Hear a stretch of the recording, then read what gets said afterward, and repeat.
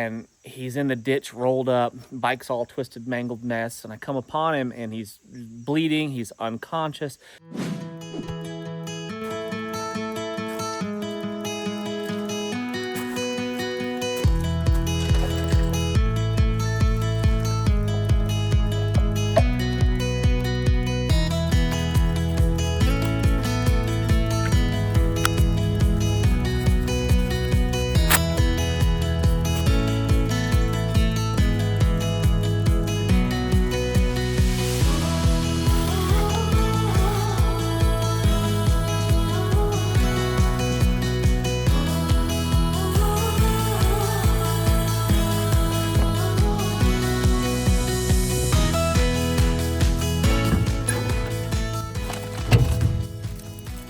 Friends, welcome back. I'm Jason.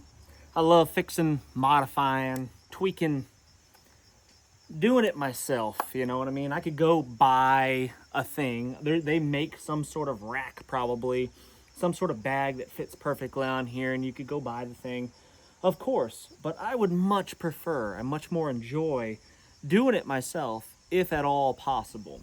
And I think a lot of you can relate to that. That's just my style, you know. Some people like to hire other people to do jobs. Some people like to do it themselves. And that zip tie is just a smidge short. That is a lame thing. So we gotta use two. But I enjoy doing stuff myself. I love taking my gear out that I have worked on. I've personally had a hand in fabricating or redesigning or modifying in some way. I really enjoy taking my gear out and putting it to the test. There's something rewarding about that. It's a sense of achievement at the end of the day, you know, when something that you've worked on really hard, it works. It actually does what it's intended to do and got you through a difficult situation perhaps. And so that's why I like working on my motorcycle here, and I like modifying it to fit my needs. This little pouch here, this is a first aid pouch. This is my, I guess you'd call it the back SOB first aid kit that comes from Refuge Medical. And it's a great little kit, and I could put my first aid kit right here on the front of my motorcycle. So I know I've always got it on me. Like this last ride that I went on, I didn't have my first aid kit on me because I forgot it, you know, and I don't want to do that. Now, I don't have to keep a first aid kit in here. In just a minute, I can show you what else I can do with the little pouch, little handy little kangaroo pouch like that on the front of the motorcycle. I'll show you. I could, you know, I keep my tube, my spare inner tube right here. I could put a spare inner tube right there and use this for rain gear storage perhaps, or something like that. Who knows? Who knows what's going to happen? I just know that I'm going to figure it out. And that's my favorite part of the whole process.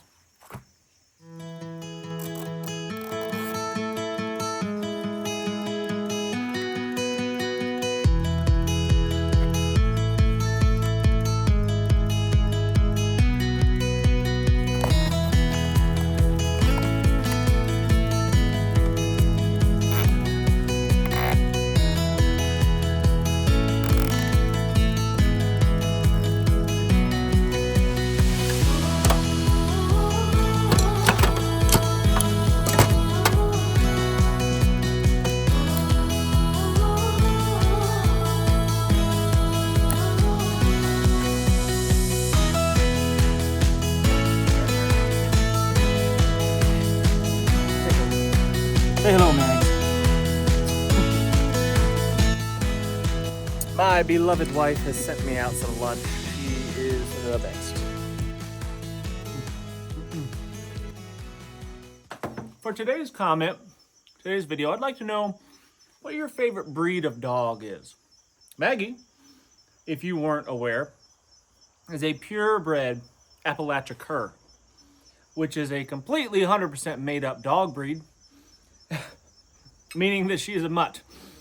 I have no idea what Maggie is, and mutts are my favorite breed of dogs. I'd like to know what your favorite breed is. Leave that in the comments section. I'll wait. I like mutts because you never know really what you're going to get. You get a Labrador, you can anticipate to some degree that they're going to be fairly energetic, athletic dogs. They're going to like to swim, perhaps. a bulldog, an English bulldog, that they're gonna be asthmatic and have a hard time breathing. If you get a mutt, it's kind of a surprise. That is rude, Maggie. That is rude. Now that I've got my satchel loaded up onto the bike, I could stick the first aid kit in there. Hopefully, it fits no problem. Like so.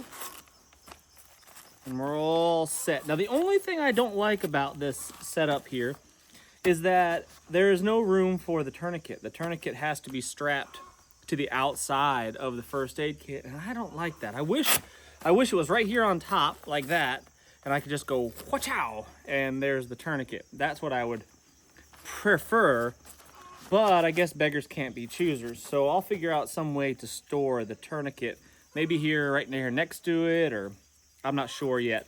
But I'll probably just end up keeping it in my pocket, to be honest with you. I could keep a little survival kit in there. I like to carry this oh shit kit around because it just solves problems, just everything from brass wire we've used to jump a fuse on a motorcycle. We've done all kinds of cool stuff using that kit right there, and that fits in there real nice. Easy peasy. I could slip my phone in there. I could have it charging here, so while I'm riding along, I could have my phone hooked up to the USB charging port and then stuck in there safely and securely, Velcroed up, and it won't go nowheres. So that's an option. What is going on over there? What'd you find, girl?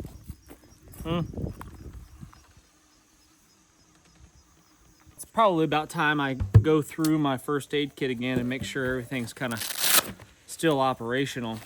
I recently replaced the rubber gloves.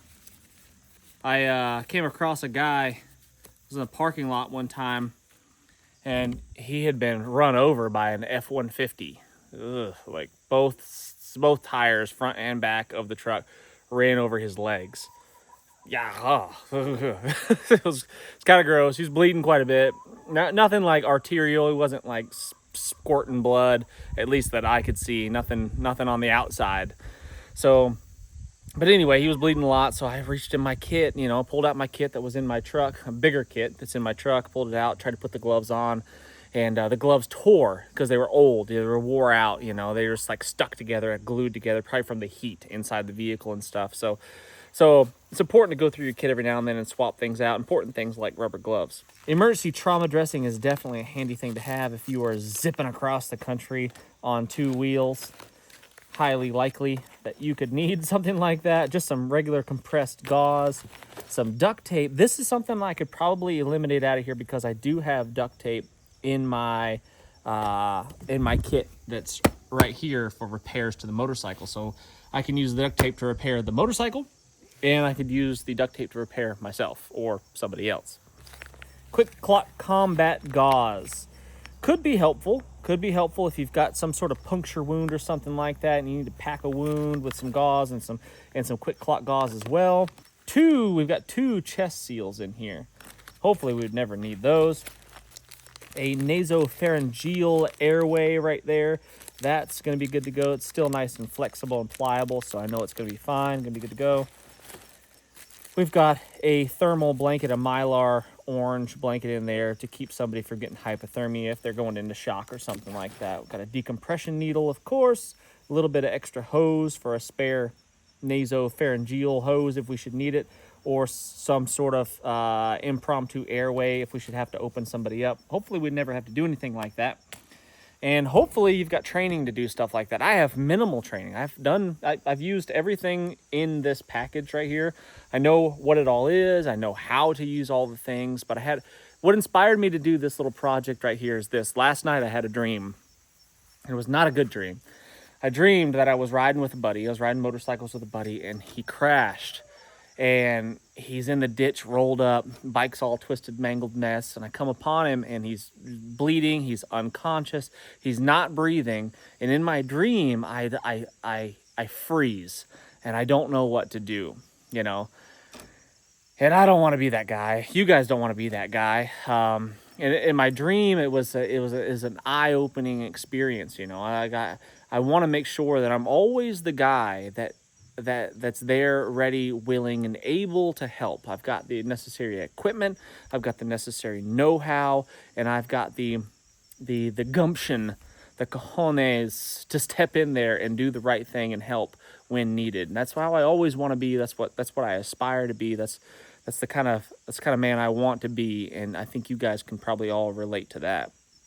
But anyway, I had this dream, and it freaked me out. I woke up in the middle of the night. I forget what time it was. It was like 3 a.m. or something. I woke up, and I was like, ah, geez, like, it felt so real that I needed to do something about it. And that's why I kind of was motivated to get this set up. So I'm not without my first aid kit again. You know, I am definitely not the kind of guy that's paranoid.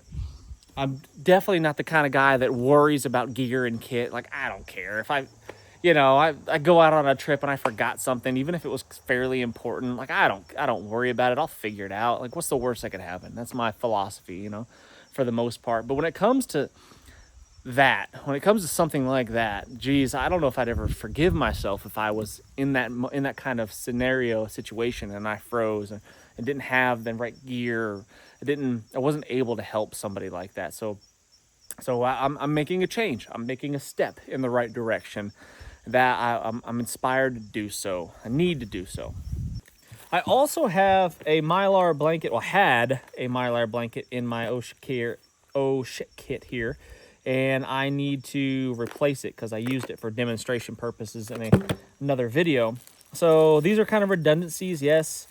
Is it good to have redundancies? Yes, I think probably so.